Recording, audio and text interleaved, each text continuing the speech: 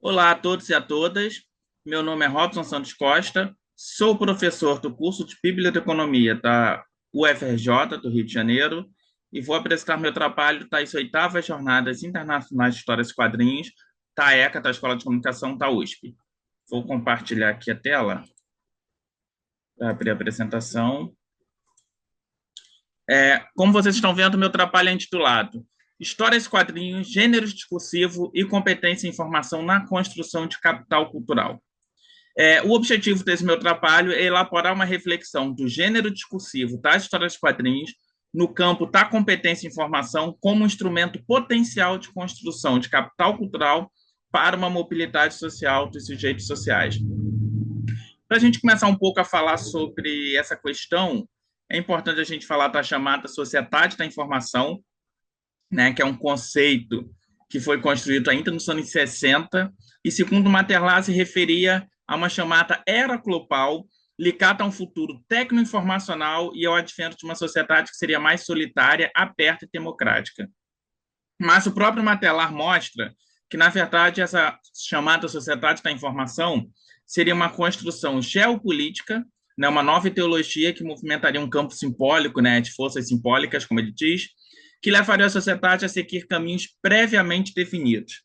E nesse contexto, né, nesse processo dessa nova sociedade, né, dessa nova geopolítica, a informação teria um valor nunca antes visto, né? Várias vezes na história, claro, a informação tem valor, mas talvez não tanto quanto nesse momento. Até porque ela começa a perpassar os campos políticos, econômicos, sociais e culturais. E um instrumento essencial para essa nova sociedade da informação seriam as chamadas tecnologias da informação e comunicação, as TICs. E, inclusive, né, esse advento dessa sociedade da informação, ali a partir dos anos 60, nesse contexto também levou ao surgimento, né, uma nova área, que surgiu um pouco antes, ali nos anos, final dos anos 40, surgiu que foi a chamada ciência da informação, que é uma área que reúne elementos de vários campos de saber, como tecnologia, né, dos campos tecnológicos, sociais, culturais e linguísticos. E, claro, nesse contexto, né, dessas mudanças, dessa sociedade da informação, a indústria cultural também vai adentrar esse contexto, se inserindo como também parte de todo esse processo. Até porque a indústria cultural, né, vai produzir narrativas diversas, né, e aí tanto ela vai entrar de um ponto de vista tecnológico, né, de produção de seus produtos por meio do avanço tecnológico, como por meio dos sentidos, né, que podem ser construídos por meio dos seus produtos, como o cinema, né, os jornais, as novelas de TV, filmes, né, e as histórias de quadrinhos. Como eu coloquei aqui, as histórias de quadrinhos e suas variadas temáticas podem transmitir informações diversas com propósitos variados, sendo assim um meio de se construir conhecimento também. Alguns trabalhos, como o de Ferqueiro e Picozzi, de 2013, já apontavam esse potencial pedagógico das histórias de quadrinhos, por meio de sua linguagem, né, que une texto, imagem e diversos outros elementos, ou só imagem, né, vários elementos que a caracterizam, seriam vistas como um meio facilitador de transformação, né, de transmissão informacional.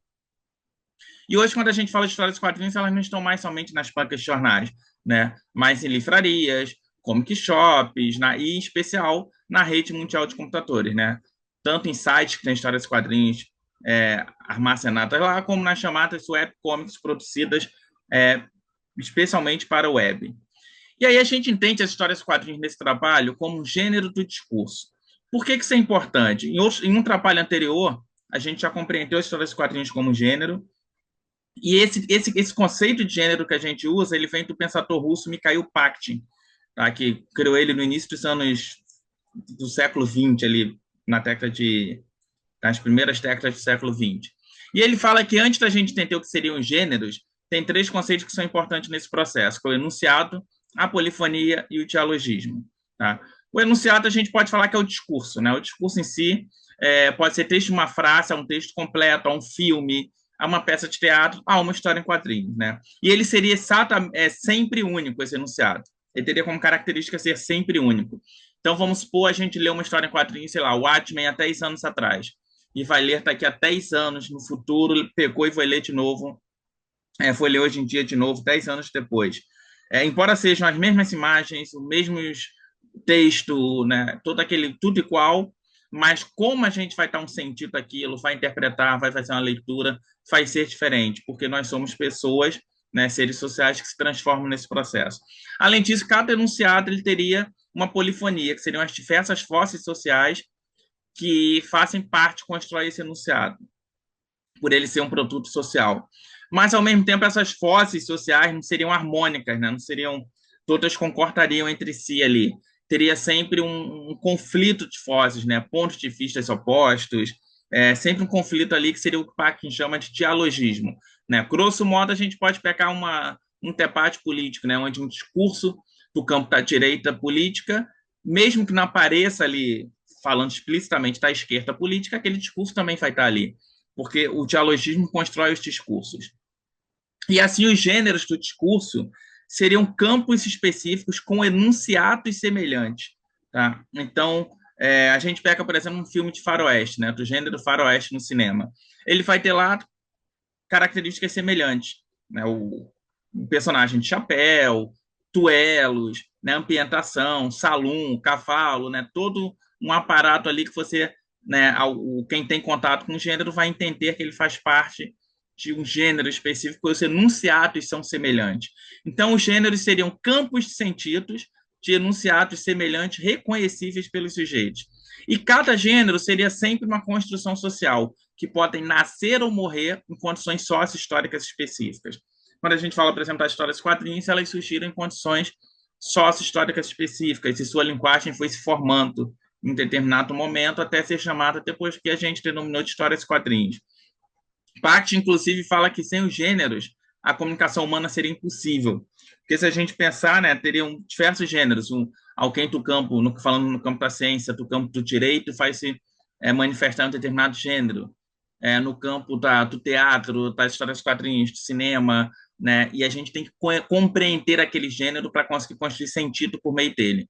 E Parkin diz que os gêneros poderiam ser primários ou simples, que seriam os mais comuns, aquilo mais simples, né, como ele mesmo diz no nome, como um diálogo cotidiano, né, uma conversa entre pessoas, algo não muito atrapalhado e pensado, ou secundários ou complexos, que seriam, né, enunciados mais atrapalhados, né, refletidos ali naquele processo. Aí entram as histórias, quadrinhos, cinema, literatura, né, e diversos outros. O importante de se compreender as histórias quadrinhos é porque se a gente afirma isso, a gente está falando que elas são, né, um produto social com características sócio-históricas próprias de produção e também com características composicionais próprias, ou seja, com uma linguagem própria, com características próprias. E, além disso, elas teriam uma tradição de gênero, como Bakhtin fala, uma memória, né, onde ela vai funcionar sempre como um instrumento de construção de memória por ser um gênero. Vai retomar enunciados antigos e produzir novos enunciados quando alguém tem contato com elas. E aí entra a competência em informação. O que seria a competência em informação? Eu participo de uma rede de pesquisa do Rio de Janeiro, a chamada Rede Coinfo, e esse conceito tem relação principalmente com bibliotecas e o acesso e uso da informação. É um termo que surgiu em 1974, né, em inglês Information Literacy. No Brasil demorou um pouco ainda a se atrapalhar esse conceito. Só nesse século, né, esse século atual em que estamos, que no século XXI, que esse conceito começou a ser atrapalhado aqui no nosso país, e tu dizia que, né, ela conceitua a competência de informação como habilidades, conhecimentos, valores relacionados à busca, acesso, avaliação, organização e difusão da informação e do conhecimento. Ou seja, a competência em informação é tornar os sujeitos competentes em informação, eles terem habilidades, né, terem valores, conhecimentos em saber buscar informação, acessar informação, avaliar a informação, saber, né, organizar e difundir essa informação. É também saber as necessidades informacionais das pessoas, né? E, como eu falei, ensiná-las a avaliar, buscar e saber usar de forma eficaz e eficiente a informação. Inclusive, tento um entendimento crítico e ético dessa informação. De onde ela veio, quem a produziu, né, em qual contexto, saber consumir essa informação, saber repassar essa informação, né, disseminar essa informação, o que é importantíssimo hoje em dia, né, num mundo onde a informação é essencial, onde existem golpes, né, por meio de internet, fake news, desinformação, etc, etc. E a competência em formação tem três vertentes em especial de estudo, que é a cognitiva, a social e a crítica. Aqui, para a gente, interessa em especial a cognitiva e a social, porque a informação é vista sempre como um contexto, algo de um contexto político e social. O aspecto cognitivo, ele vai ter relação com a construção de sentido, né? Então, é quando a gente tem contato com aquela informação, aquele enunciado, que para a gente construir sentido, ele vai estar ligado a um gênero específico, a gente tem que entender desse gênero para conseguir construir sentido ali, e ele vai alterar os modelos mentais, ou seja, construir conhecimento. Já o aspecto social é o papel ativo do sujeito na sociedade, né? A gente pode falar que é ele produzindo conhecimentos a partir desse enunciado, né, dessa informação que se transformou em conhecimento, e que ele agora pode produzir conhecimento em determinados contextos e participar dessa produção de conhecimento.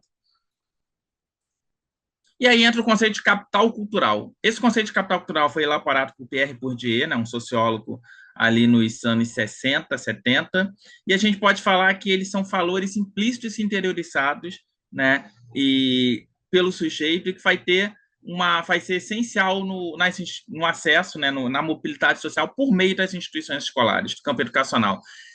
Bourdieu fala que ele funciona como uma espécie de herança cultural que vem da família e passa para a criança, e que isso vai ser essencial, porque a escola, na instituição escolar, ela vai ter um conhecimento que nem sempre vem somente dela, mas também do mundo externo a ela. E é comprovado que há uma relação direta, né, entre o capital cultural, né, entre o nível cultural global da família e o êxito escolar da criança. Inclusive, Paul Clerc mostra que famílias com diplomas iguais, a renda não interfere tanto no êxito escolar de crianças. Ou seja, embora se tenha um senso comum muito do capital econômico, ele mostra que o capital cultural ele tem uma importância muito maior na mobilidade social por meio da educação do que o capital econômico nesse processo. Inclusive, né, porque a escola vai pedir saberes específicos, como uma linguagem específica, onde tem pessoas que já vêm de famílias que utilizam essa linguagem, né, e diversos outros elementos. Inclusive um campo subjetivo, né, no campo do simbólico, como ele fala que muitas famílias vão achar que aquilo não é para elas, né? Como ele mostra, isso não é para nós, é diferente de não termos meios para isso. Se a gente pensar uma criança que estuda, né, de uma comunidade em locais com índice de desenvolvimento humano muito baixo, né, normalmente elas não têm pessoas na família com curso superior, e elas têm contato somente com o professor da escola, que é uma pessoa que normalmente é malpaca, né, atrapalha instituições cadeadas, e então dificilmente ela vai ver a escola, né, a educação como um meio que vai trazer benefício para ela. Aquilo não é visto concretamente para ela, diferentemente de crianças que vêm de outras famílias. Então, inclusive, esse aspecto simbólico é muito importante nessa mobilidade social. Além dos instrumentos e das práticas culturais, né, que é o quê?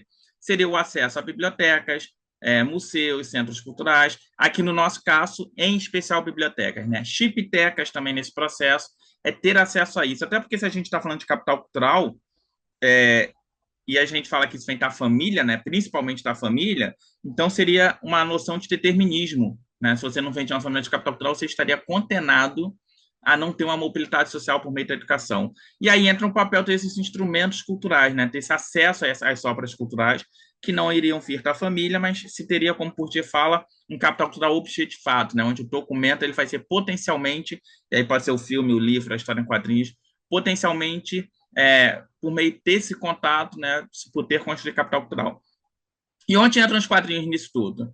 Né, os quadrinhos vão entrar aqui como um desses instrumentos que podem estar em bibliotecas, chiptecas, e que vão ser trabalhados com a competência em informação para construir esse conhecimento.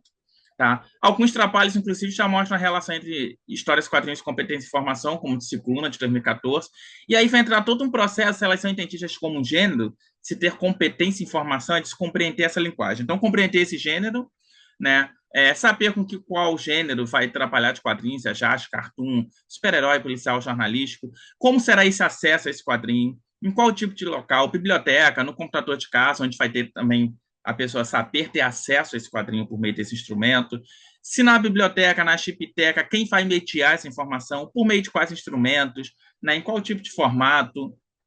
E aí aprender também, a competência em informação vai entrar aqui também em aprender que esse gênero, qual foi o seu contexto de produção, de onde ele veio, como ele constrói sentido, né, como essa linguagem funciona nesse processo, como está a leitura das histórias quadrinhos e de todos os seus elementos, até porque senão a construção de sentido não vai ser eficiente nesse processo. E aí a gente tem diversas aplicações, né? Até como mostram Cerqueira e Ramos, as histórias quadrinhos podem ser trabalhadas em temas biográficos, literários, históricos, sociais, informativos diversos. E um outro modo também é as histórias quadrinhos funcionarem como um próprio meio de se ensinar competência e formação, como um trabalho dos norte-americanos Blackburn e Weiss mostram. Eles criaram uma história em quadrinhos, né, The Ninja Librarians, onde mostra como é que seria todo o processo de competência e informação para as pessoas aprenderem a acessar, né, entender se uma informação é verdadeira, falsa, como lidar com essa informação em bibliotecas, em especial em outros meios também. Ciclone, inclusive, mostra uma estatística ali, né, como isso fez com que as pessoas acessassem mais informação, soubessem fazer uma busca melhor informacional. E aí podemos concluir, né, que é relevante entender que as histórias de quadrinhos, como gênero discursivo, e associada ao campo da competência e informação, podem se tornar um instrumento potencial de construção de capital cultural, a partir do momento que a pessoa tem acesso a elas, aquilo é mediado, né, ela tem um aprendizado de como aquela informação dos quadrinhos é construída, podendo gerar um capital social, cultural, desculpem, trazendo mudanças nos aspectos cognitivos, sociais e críticos de um sujeito ou grupo. Ainda mais, né, em países com alto grau de desigualdade. Além disso, no mundo contemporâneo, né, um sujeito competente em informação é um sujeito que vai compreender suas necessidades informacionais, vai saber avaliar, usar, ele está com a informação sempre com um olhar crítico. E aí entra o papel das instituições, que vão ser essenciais, né? Escolas, bibliotecas, centros culturais, políticas públicas dos governos, as empresas, né? Levando instituições como bibliotecas para perto das pessoas, e aqui no nosso trabalho, vendo as histórias quadrinhos como um instrumento essencial também nesse processo, e tendo um processo de competência em informação, né? De educação informacional nesse processo. Só é isso, aqui algumas referências. Muito obrigado, tá? Aqui está o meu contato, se alguém quiser trocar alguma ideia, né, mandar alguma informação. E é isso, eu vou parar aqui de compartilhar. Muito obrigado a todos e a todas que assistiram. E como eu falei, só me mandar uma mensagem quem se interessar pelo trabalho e quiser trocar alguma informação. Obrigado.